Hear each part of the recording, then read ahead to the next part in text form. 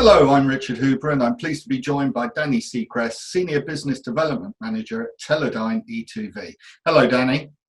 Hello, Richard. Good to see you again. And you. As a major developer of high reliability semiconductors, what market forces are driving the product development at the moment and in the near future?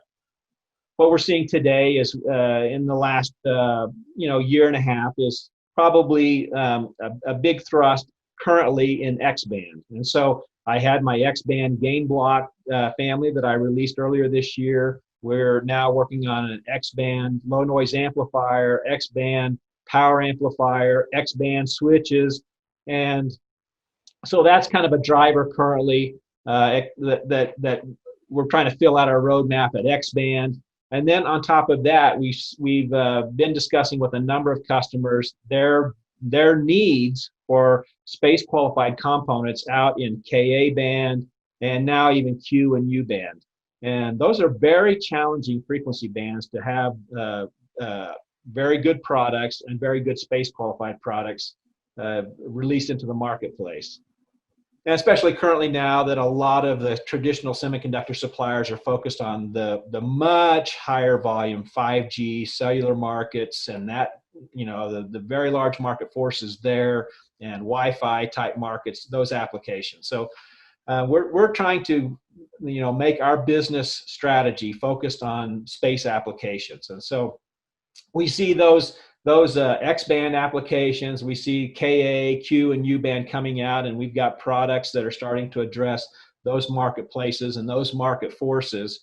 And I think earlier this year, there has been a lot of development, and perhaps you've seen this, where the Cband Alliance for satellites that have been operating as C-band in a certain spectrum had made a decision or requested to free up some of the C-band spectrum so that the 5G market forces could utilize some of that spectrum because they were already getting crowded.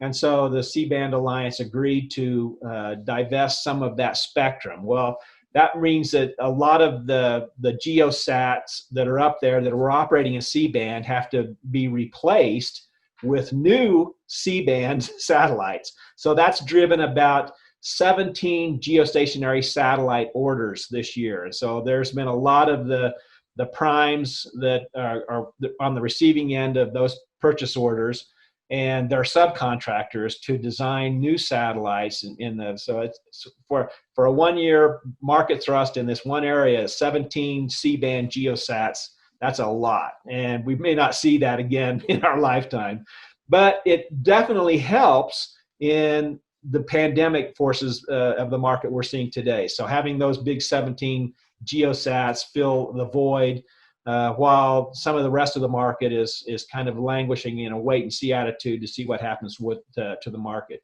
But what we're seeing lately with some of the earnings releases of the big satellite developers is that actually the market's been very robust this year.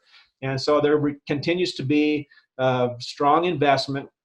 I just saw a news release today that the Ex-Im Bank has already approved and working on $2 billion worth of funding for satellite programs that are driven around the globe that they help fund, and they've got an additional $1 billion in the background. So what we're seeing is very, very robust investment today in the space market.